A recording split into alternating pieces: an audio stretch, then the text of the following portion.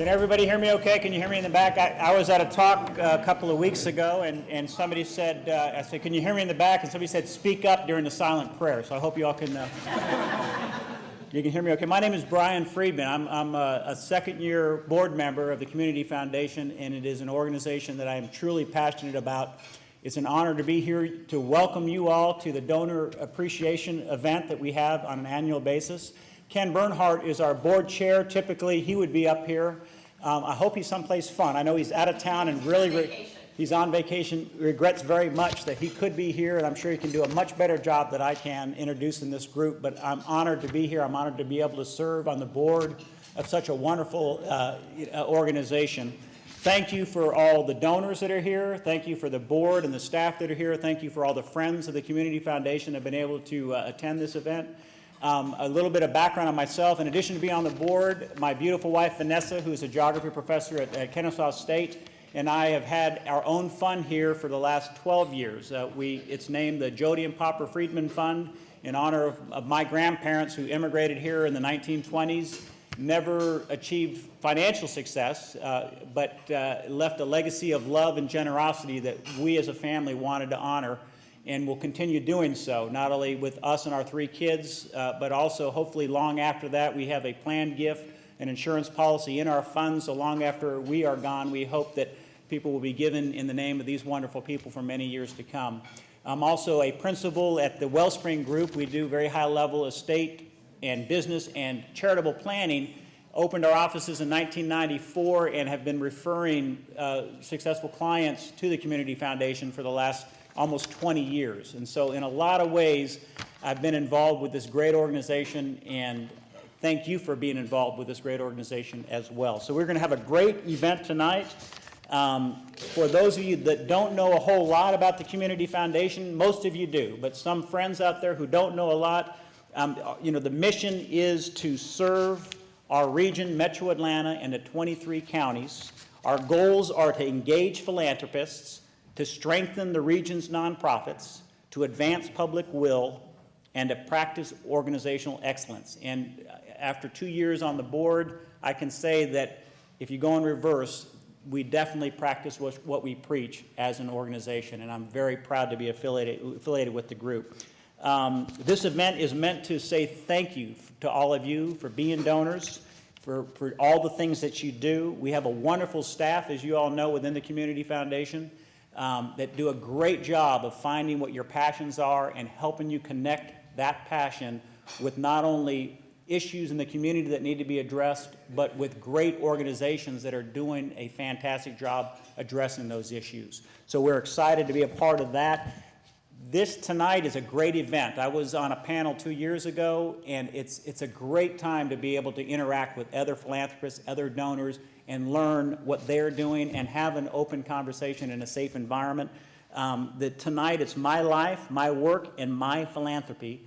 Many times people think of those 3 things separately, but they really are interconnected in so many ways, and we'll learn about how a great panel does that in their world.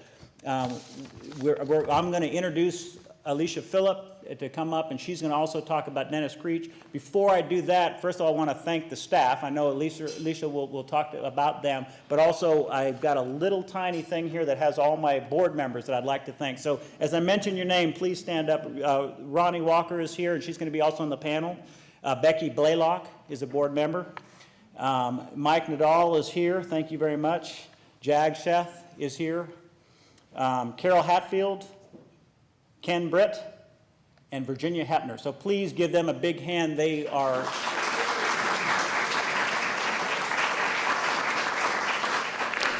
I've been on a number of boards, and they are as dedicated as any board that I've ever served on. So it's wonderful to serve with them.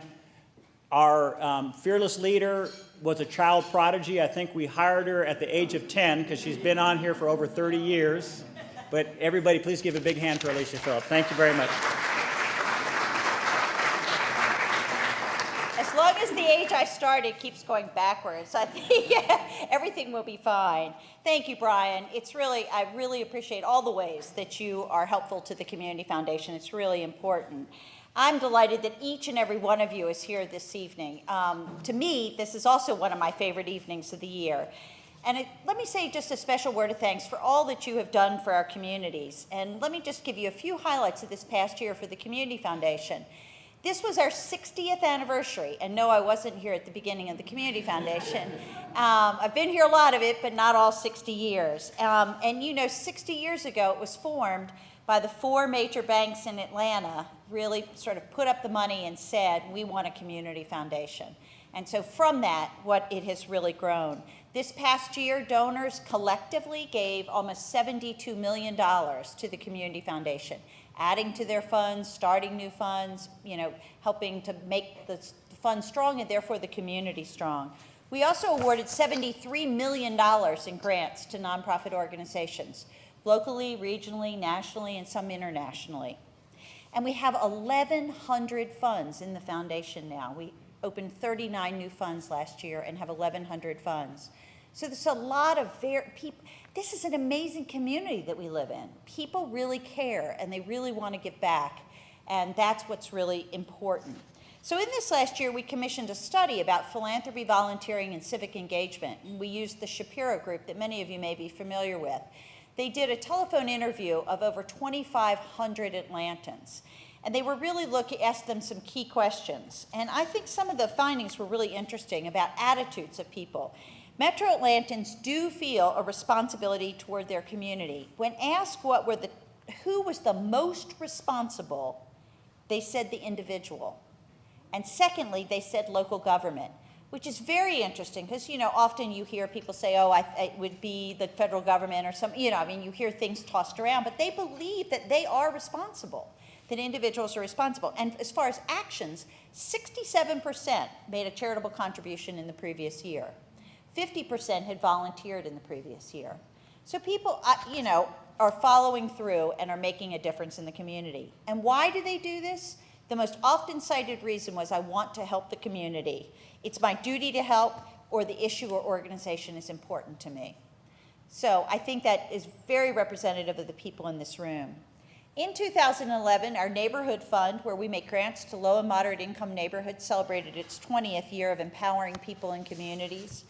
And we also did what I think is a really cool thing.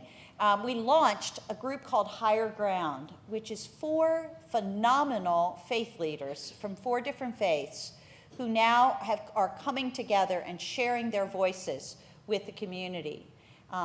It's Imam Clemen El Amin, it is Reverend Joanna Adams, Reverend Joseph Roberts, and Rabbi Alvin Sugarman. And they are called the Higher Ground Group. And there's a flyer out front that you can take that gives their blog site. A different one of them writes every week about things and issues that are happening in the community and their perspective on them. So that has been a really exciting opportunity. Also, we want to continue to find out what's important to you. So all of you have recently received a survey from us, or rather from the Center for Effective Philanthropy on our behalf. You either received it by email or in the mail hard copy. And we really hope that by June 8th, which 2 more days is the deadline, that you will fill it out. The survey responses are confidential, and it really helps us then to figure out what services you would really like to have and how we can improve what we're doing with you. It also, in this case, because we're doing it with the Center for Effective Philanthropy, will help us benchmark against 30 other community foundations and find out what other community foundations are doing that we're doing differently and how people feel about us versus their donors feel about them, and it'll really be helpful to us to be the best we can. And we will share the generalized results back with you. And we do have a wonderful staff, as Brian said, and we have a number of them here tonight. Rob Smullian, Christy Eckhoff, who's our new Director of Gift Planning, just joined us, Barrett Kreis, Aaron Drury, Wanda Wallace, Angela Hunter, Latasha Sutherland, Audrey Jacobs, Kristen Dunstan, our new Vice President of Marketing and Communications, Christy Brown, our CFO, Leslie Grady, and our summer fellow this summer, Daniel Kuzmanovich. But I want to say a special thanks to Dennis Creech as the Executive Director of Southface for allowing us to be here. Dennis is the founder of Southface, and I remember, boy, I have been around a long time, you and I both. I'm proud of you too. Okay, good. That's good. Because we knew each other when Southface was created. We met when he created it. And it has become the leading organization in the country around research and education in energy policy, sustainable technologies, and applied building science. And Dennis himself is a LEED accredited professional. And I hope you all had a chance to do the tour. One of the reasons that we wanted to be here is not just because it's the coolest, neatest building in Atlanta, and Dennis is a cool, neat person, but we have a unique partnership with South Face. We had a donor approach us who said, I want to use some of our money to help nonprofit buildings become more sustainable, and in the process of that, be able to save money that they then can have more money to their bottom line for operating expenses. So we created a program called Grants to Green, and we've now been doing it for how many years? 3 or 4 years. And so the first part of it is nonprofits apply and can get an assessment for their building, and South Face is the partner, goes out, does the assessment for them. Money's provided for them to do the assessment, and they say to the nonprofit, here are the things that you can do. And then they can apply then for an implementation grant to actually be able to implement some of the changes. And we're tracking over a 3-year period how much money they're actually saving. They put all their bills into a system, and we know what they're saving. This is really important because it not only is about the environment and about greening, but it really is about what we care deeply about, which is strengthening the nonprofit community and helping them to have more operating dollars. So Dennis, I would love if you could come welcome our group to your place. Thank you. I just want to play off of that. How many would love to see a 15% rate of return on your investments right now? These nonprofits are seeing that on their energy efficiency investments, and sometimes even twice that much. And so, as Alicia mentioned, this is not about saving the environment alone. This is about saving money for these nonprofits. So, welcome to South Face. Hopefully, most of you got the tour. If you were not able to take a tour, please come back. We do a public tour every week. Usually takes about an hour. And on that tour, you will learn that this building, it's a LEED Platinum certified building. For those of you who know what that means, what it really means is this building uses about 80% less water than a typical office building in Atlanta, and uses less than half the energy of a typical office building, and it's very healthy and pleasant space to be in.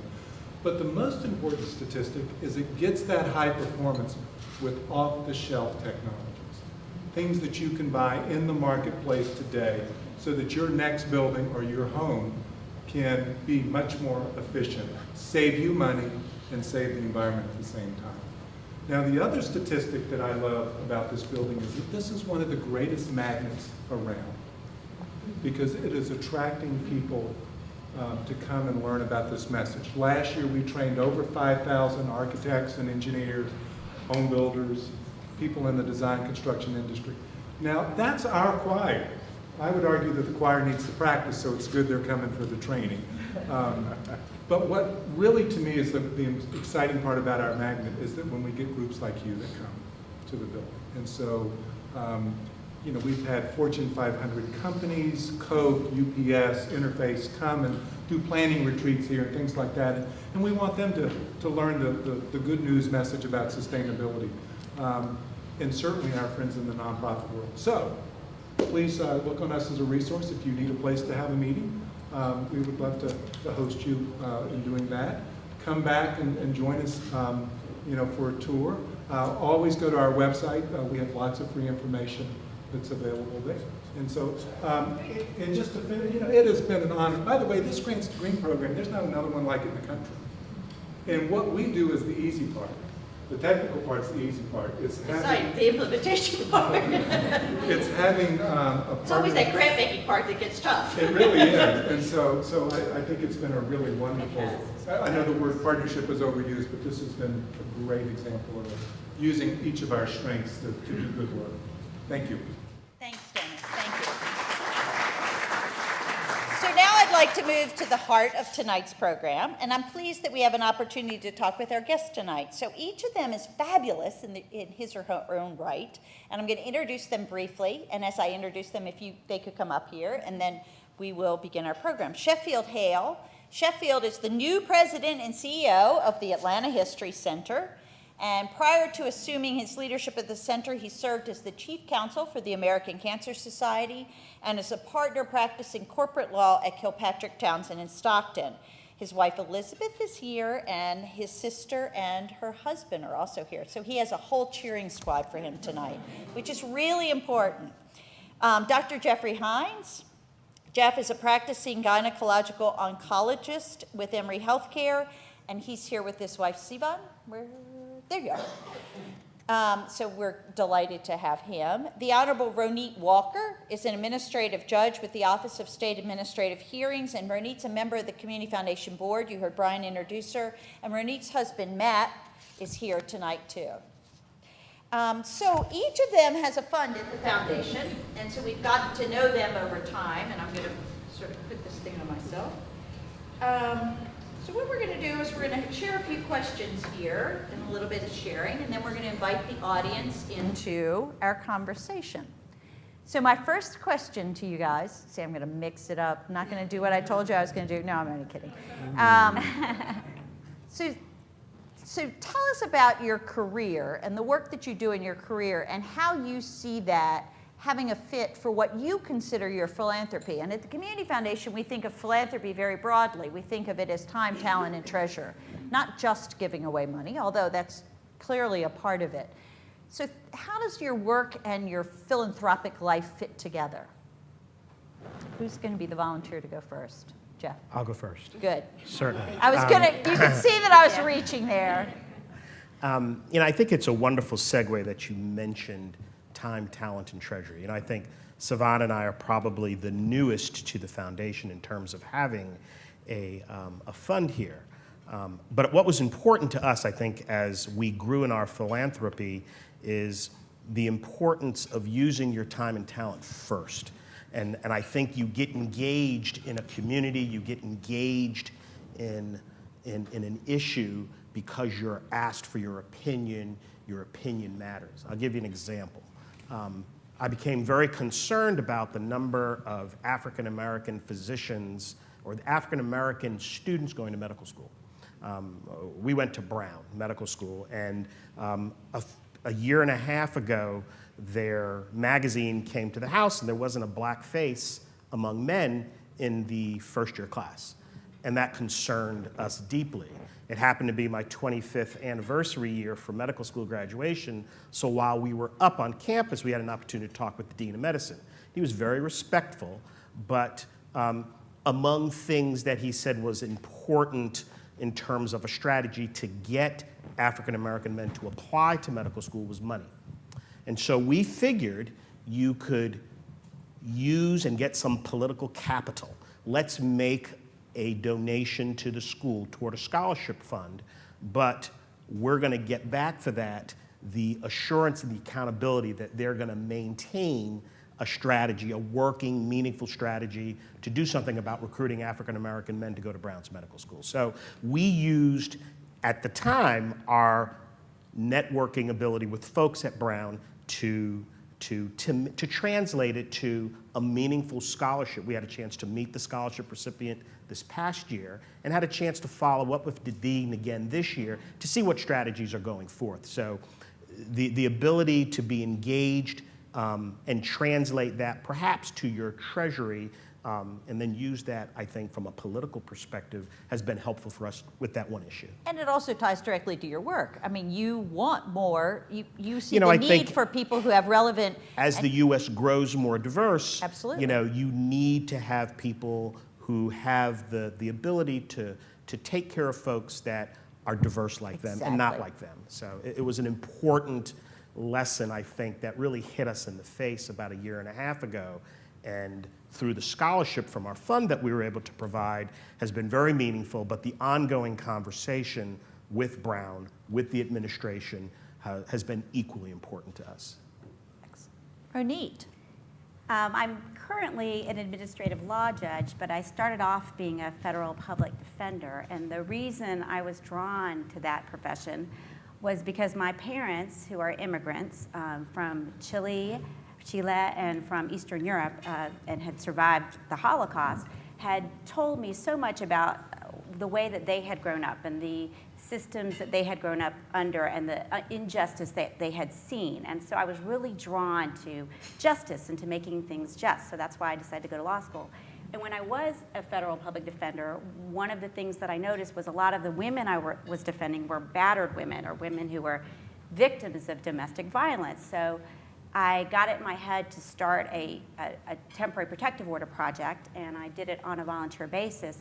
And then I ended up going to the Atlanta Volunteer Lawyers Foundation as the director of domestic violence. So it seems that my work, my family, and my training has all been enmeshed and sort of led me from one thing to another. Perfect. Well, Explain the History Center and how you got there. No, I'm kidding. well, you know, I'm the case of somebody whose avocations swallowed up my vocation. I ended up, you know, I started out as a lawyer, practicing lawyer, became a partner at Kilpatrick firm, corporate securities work, and got involved in the community. And I had you know, my father and my mother were very involved in the community, and so I had you know, a legacy there, or an impetus there. And I started getting involved in a number of different organizations, and it's one of these people who couldn't say no and didn't learn about that until much later. And I'm still not sure that I've learned about that, but the benefit of that is that it got me around, and I met a whole lot of interesting people. And so I did that and worked there for 16 years, and was, you know, involved with the History Center, the Georgia Trust, St. Jude's Recovery Center, lots of different organizations. But one of my partners walked in my office one day and said, I have an opportunity to change your life. He said, you love the nonprofit sector so much. You're obviously engaged with that, and you're a governance lawyer. This is opportunity, the American Cancer Society, to be their national office, to be their chief counsel. I said, you're crazy.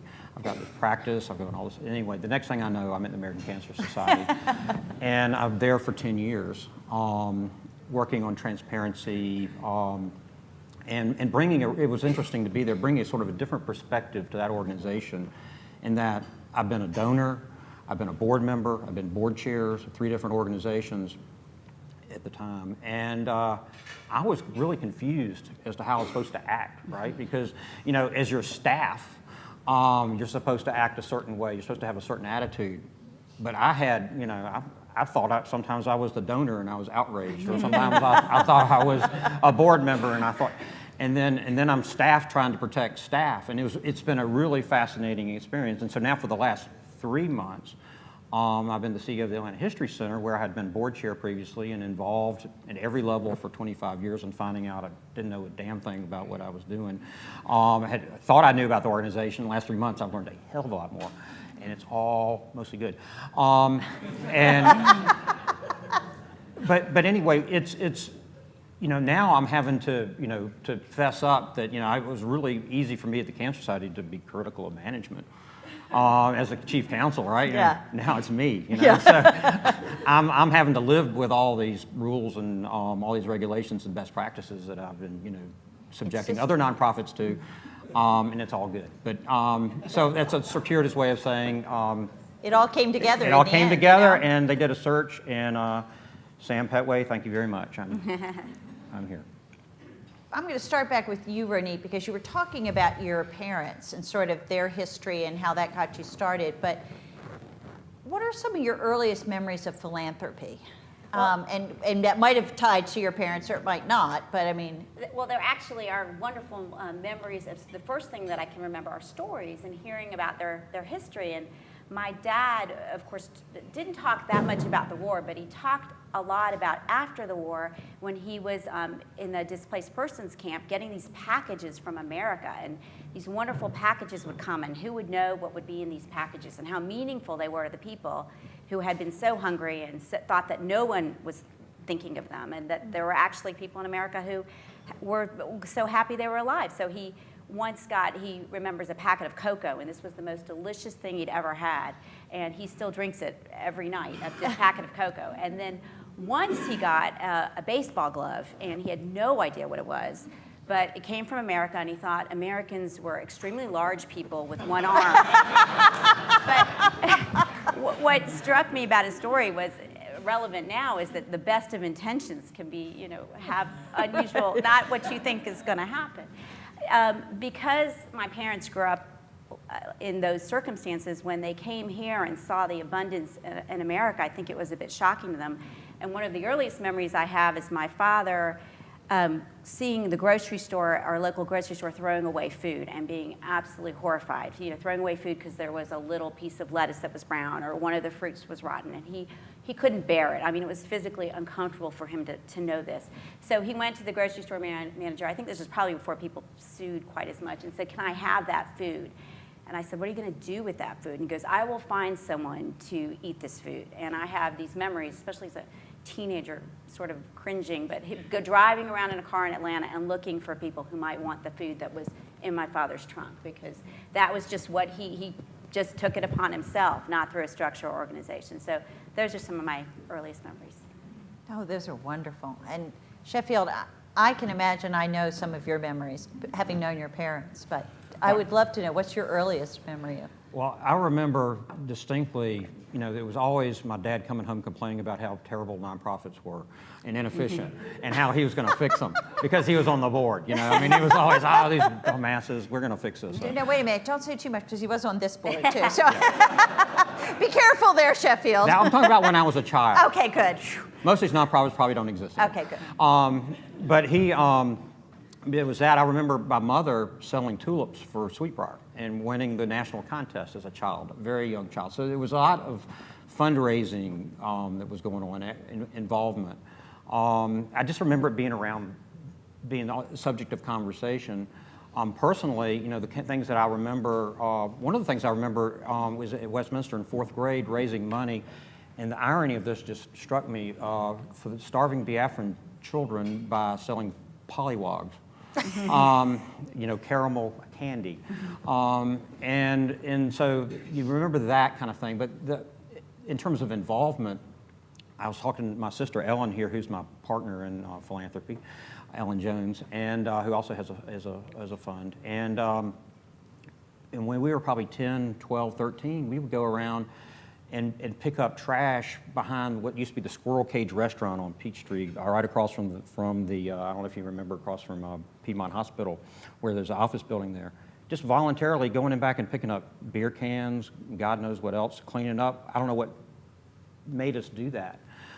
And we did it, and we got friends to help us do it, and it was like cleaning up a parking lot, but why would you do that? But we did it, and finally, I think one day the owner of the restaurant came down and gave us $5 because he felt so bad. but it was that kind of impetus. Yeah. Make your community better. Make it whatever it was, but it was Really? strange. But anyway, that's what it Yeah. was. So that explains a lot. No, it does, really. Now I understand where you're coming from. Jeff, what's some of your earliest memories? First of all, it's just interesting that a physician is sitting next to two attorneys. I know. That would have really made me sad. Anyway, I think my earliest memory is, growing up in a community really young where many students didn't go to college because of financial concerns, but, the community getting behind other families and people in the neighborhood giving money to buy books for kids who were going to college. And I think my sisters and I would see that and really, think about, wow, a community, even our $10 that we're giving as a family, combined with the neighborhood's $100, made a big difference for that one kid who's the first in his family to go to college to buy books. So I think that was ingrained in my sisters and I, that our parents wanted us to see that. So much of the giving in our family was through our church, but I think it was important for our parents to show us that giving outside of the church is equally meaningful. And that leveraging effect. If you're giving 10 and everybody Correct. giving 10, I mean, that really, that's amazing. And it comes back as well, too, when it was my turn to go to college. Yeah. It was important to accept that gift of people giving me money to buy books for college. So Right. It was an incredible lesson our parents taught us very young, very young. What is the most significant gift that you've ever made? And it doesn't have to be money. I mean, because, we've had donors who said it was giving the wife's clothes to Dress for Success and how much that meant to them, and also it's not necessarily about dollars, but what has been a gift that you've made that's really made, yours might be the brown one, do you know what I mean? Because that really did, or it may not be, but that's really kind of gotcha. Brady, I'm going to start with you. Okay. A smile on your face just made me go there. Well, I'm just, thinking of the person. My very first client as a public defender, I was so overly excited about my job, and I think a lot of the other public defenders had been there, done that. And he was this gentleman who had been a substance abuser for 20 years, and everyone's like, oh, yeah, we know all about him. He's been here, he's been in, he's been out. But I was so fired up in front of the judge about how we could make a difference, and we could send him to rehab. And the judge was kind of, I think, almost chuckling at me and said, all right, you want to do that? Go ahead. And I said, I promise I'll visit him all the time. And I actually did. I went to visit him every week in rehab, and he stuck it out. He was at that point in his life where he's ready to make a change. And the judge was so stunned when we finished up and he had done so well. It was Rick Dean, if any of you guys know Rick Dean, got him a job at Grady. And this was this gentleman's first ever job. So I got to watch that, got to watch him get his first apartment, got to watch him open his first bank account. I mean, the pride he had in these things. Got to go to his clean and sober ceremonies for 17 years, and he became a friend who actually came to my house, knew my children. He was a friend, and it was marvelous to watch him mentor other addicts that, hey, if I can do it, anybody can do it.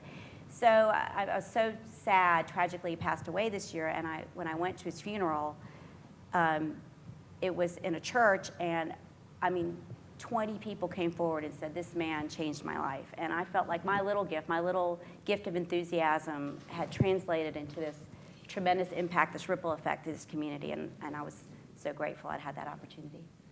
Wow, that was really giving yourself. Do you know? Oh, yeah. Jeff, what would it be? I try to top that one. I don't know. I'm like, yeah. I'd hate to follow Ronit on that one. Okay. Really? Miss Moderator. Sheffield, you owe me. Yeah. I think Savan would agree with me. Katrina was a horrible event for those of us that were in New Orleans and not in New Orleans. And some friends of ours came up to us. There's this family that's dislocated from Katrina, and in order for them to be able to live their lives, get back on their feet, they need a car. So we got a pre-owned car for this family, and just the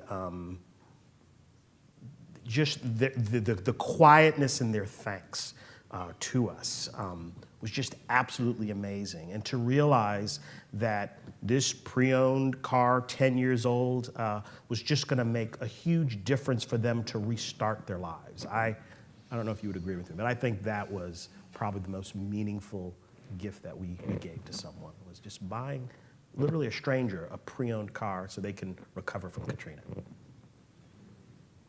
Okay, so Yeah, I don't want to be entirely you, Chef. different route. Okay. As my grandfather used to say, he had his religion in his wife's name. Well, I have my social work in my wife's name. I think the thing that I thought a lot about this. What's the most, and it's really what gets for me the most meaningful thing is when I combine what I'm doing with philanthropy, with the dollars, and the passion that flows from that. And the one thing that it strikes me is was the thing that was a little bit dangerous for me was when they had the kerfuffle at the University of Georgia between the foundation and the president. Oh, yeah. The president and the administration asked me to help form a new foundation. And I had friends all over the place there. I didn't have a dog in that fight. And after a weekend of hearing all the reasons not to do it, I decided to do it. And so for over that 6-year period, I was the chair of the governance nominating committee. We set up best practices. We raised more money every year than they'd ever raised before. And we're able to kill the foundation and merge them back together last year, one day before I was to become chair of the other foundation. So it worked out beautifully for me. But to me, that was something that yes, money went along with that, but it was really the time and the effort that I put in to try to help my university get through a period of time, very difficult period of time, and it didn't matter who shot who or whatever. It was all about the school, and now everybody is kissed and made up, and it's all great, and we're moving forward. And we always thought it was going to be for a limited period of time, and it was, and so. There's a lot of people, including one of my partners, who, very unhappy with me. And there's still some people very unhappy with me, but that's fine. But that's what leadership is about oftentimes. It doesn't make people happy. Yeah, but to me, the fact that it's back together, that was a gift to me. Yeah. And so I would have to put that as, as an effort anyway. We're going to ask one more question, then we're going to open it up to the audience. So be thinking, have your thinking caps on out there. So sort of quickly, what advice or recommendations do you have for your fellow donors that are thinking about following their philanthropic passions? Is there any sort of word of advice that you would? They might have advice back to you, too, in the next minute. I'm sure they will. Be prepared for that. But for me, it's focus and follow what you're involved in. But that also can mean get involved in a lot of different things until you find out what your passion is and where you can provide the most. And because I've probably been on 15 boards over my career and chaired a number of them because I missed a nominating committee meeting or something. That literally happened to me with St. Jude's Recovery Center. I was on the nominating committee. I missed the meeting. Next thing I know, I'm chair. That's good advice. Don't ever do that.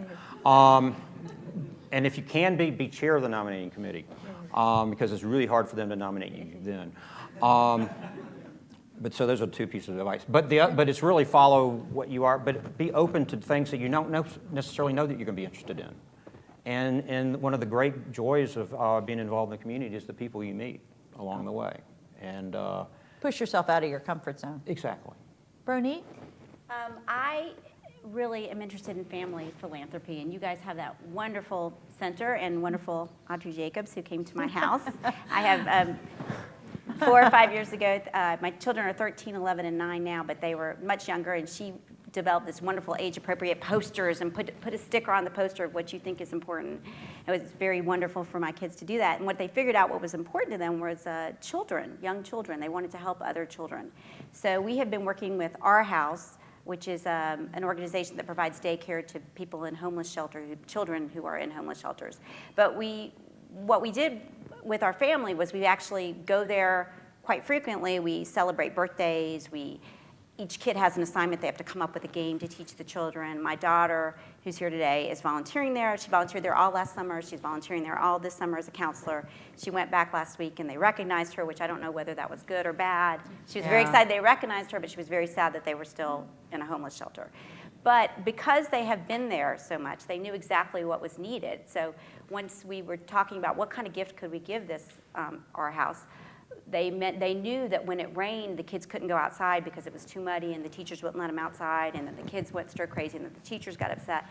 So they decided to give a rubber mat to the outdoor playground because they knew that that was really needed, and it was a really meaningful gift for them, not just dollars, but something significant. So I guess my advice would be to involve your family. And listen to them. Mm-hmm. A lot of people involve them and then don't listen to them. So listening to them is a really important thing, too. Jeff? I think my advice is, and many people in this room probably already do it, but don't forget, I guess the old military man in me, boots on the ground. It's important. We're all in positions now where we can have leadership roles on boards. But I think it's important to re-engage at the grassroots level again and just remember what it's like that first time you went to an organization and volunteered or read to a child. Just get those boots back on the ground. Be re-energized. Go to a new organization and read to a child, and that'll lead to you potentially being energized about their mission, and then that'll lead to a gift, and that'll lead to a leadership position. So boots on the ground, boots on the ground. That is really good, because if you don't know what the organization's actually doing, it's hard to beat. That's great. All right, it's your turn. Questions, thoughts, your own experiences. Oh, come on, don't be shy, please. Did you all find people to give food to? Oh, yes. There are plenty of people in Atlanta who need food, yeah. You drove around and you actually found people to... Oh, yeah. I think do you still do it? I know, Oh, he's there. That's Oh, my dad. No, Yeah, yeah, absolutely. Always. Very cool. Yes, speak up loudly so people can I'm hear. interested to know, just from y'all's perspective, as a community foundation, obviously we want to be involved in solving some of the problems in our own local community. What do you guys see as Metro Atlanta's biggest social problem, and what would you see as ways that we can go about solving that problem from a philanthropic mindset? Well, I'll take that. I mean, I think one of them is and I think it's a general problem, is a lack of connectivity among people in the community. And, you know, we've got immigrant communities that are here. We've got people from all over the country. We've got people living in cul-de-sacs and subdivisions, and metaphorically and literally. And I think the lack of connectivity, I worry about us in the long term having a functioning democracy if we don't know how to talk to each other. So I think, to me, that is one of the biggest issues. Obviously, it's not a food and shelter issue right now, but I think it's a long-term issue for the community. There's a lot, obviously, there's many.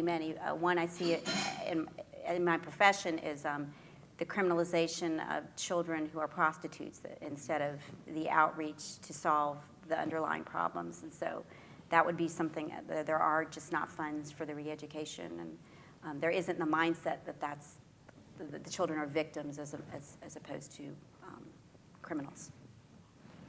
Disparities, you know, I think there are disparities in income, disparities in class, disparities in medical care, and I think it all roots down to socioeconomic issues. So, you know, I think class is something that very much worries me in this community and in this country. And the huge gap that we have. Ideas, thoughts? Brian? You were all influenced by your parents and grandparents, and Ronit shared about what she's doing with her children. I'd like to hear what the others are doing, and maybe Ronit can share more about what you're doing to pass that legacy down to your children and their family. I think for us, it starts out again with, for them, the time and the talent. You know, service is an important part of the Hines household. It's always been, and it will always be. We also encourage them to identify those activities, those organizations that they are passionate about, with their own money, to make a contribution. And that's been very helpful. I think it's been very helpful for our children to get involved in an organization and really serve, give their time and their talent. And I think they're seeing how a small donation that they can make at ages 21 and 25 with other donations from other people translates to something that works. So that's been the important message to our children. You must serve. You will serve. You will serve. And I think as they've served, they've enjoyed the feedback that they've gotten, and it's been easier for them to say, well, I'm going to make a donation.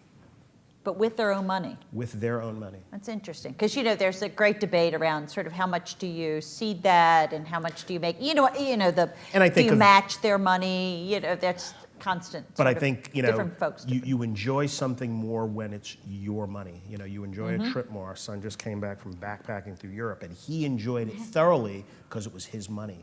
Just like he enjoyed how kids benefited from what he was doing by serving them, and also making a small contribution. Right. That was very important for him, his money. Sheffield. Well, I think what we've done a lot of is, you know, given the jobs that I've had and the involvement I've had, we've drugged them around to every nonprofit that you could possibly, and we talk about them a lot, and we talk about what we give to a lot, and we talk about what's important. I still think that they're a little bit in the stage of they don't realize that money's real yet. So, I mean, one just graduated from college. And so we're working on that. And of course, he's an environmental science major, and he wants to go. He's Mr. Sustainability at the University of Virginia, and he's all into this. And I'm trying to pull him back a little bit. I keep telling him that being happy is sort of overrated, and not to get carried away with. But he's going to go to San Francisco on an AmeriCorps program and work for an environmental profit next year. So I don't have a problem with him on that, except maybe the other way. But we have tried to give them money or to have them allocate money with mixed success. But I think it's just by example. I think that's the greatest thing that you can do is show the example, because if you tell them something, it's them seeing you do things. Did you have anything to add, Ronit? Only that I think the best part for me is having them hear the stories of my family and then having them have their own stories now to share. So I like that legacy. One last question? Dan? Yeah, I'm also with the World Chamber of Commerce, and they've adopted as their humanitarian cause the raising awareness and helping the victims of human trafficking and sex trafficking. And apparently our city is one of the worst in America. And so what can be done? And yet it's grossly illegal. We know that it is, and it's toughened the laws even more in recent years. And so what can be done to help the victims and help stop this? Well, right now, some of the victims are actually criminally prosecuted, and I don't think that's particularly helpful to them. And I think it closes off avenues that might be more helpful in addressing the underlying issues that led them into the prostitution. So I think the biggest would be having facilities. There are very few facilities to send victims to that are safe places for them, because oftentimes it's not safe for them to go back home. That's not a solution. So. But there are organizations, you probably know better than I, many emergency departments, when they come across these individuals, there are volunteers that will go out. If you're on call, you're like a physician, you're on call, you'll go to that ER and you'll meet that person and be the first person to really start to provide some sense of normalcy to them. So I think, there are criminal ways that we have to handle it, but I think there are ways that we can, through volunteerism, help those victims as they first are entered into the system. And just remember, as donors to the Community Foundation, if there are particular issues like that you want more information on, or the organizations that are acting in those areas, please let your philanthropic advisor know, and they can really help you and do that kind of due diligence. Well, we're going to wrap it up now and say thank you very much to Sheffield, Ronit, and Jeff for being with us. And thank you all, too, for being with us, because it's really been nice.